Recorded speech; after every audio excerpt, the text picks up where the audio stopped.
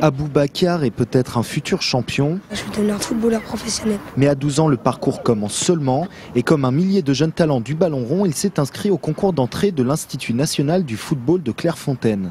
Clairefontaine, quand même, équipe de France pour les petits, pour les jeunes, quoi. C'est très bien à mon âge.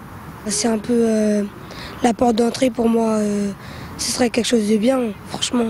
Ouais, ce serait quelque chose de très bien. Mais la concurrence est importante, à commencer au Paris FC où joue Aboubacar. On a inscrit 11 joueurs qui passent le concours d'entrée à l'INF Clairefontaine, sachant que sur le deuxième tour au niveau départemental, on a 6 joueurs qui ont été retenus. En dehors de Clairefontaine, de nombreux clubs pro ont leur centre de préformation, mais le recrutement de jeunes de 12 et 13 ans loin de chez eux s'avère presque toujours un échec.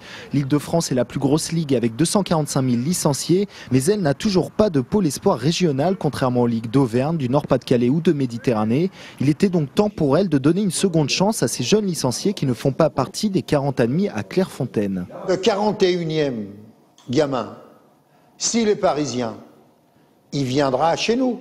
Il viendra au Pôle Espoir.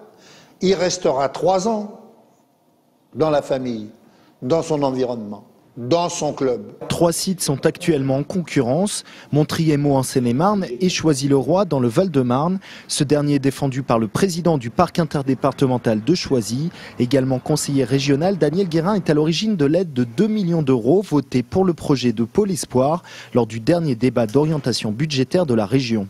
La région, les autres collectivités, notamment le département du Val-de-Marne, vont aménager une gare RER en face du site qui sera la gare de Pompadour. Donc il y a déjà une accessibilité en transport en commun tout à fait extraordinaire. Il y a déjà des équipements, puisque le parc de Choisy est un parc sportif extrêmement étendu, diversifié, avec des infrastructures remarquables. La Ligue donne ce projet favori car tout n'y est pas à construire. Elle compte rendre sa décision définitive avant la fin de l'année pour espérer ouvrir le centre en 2011.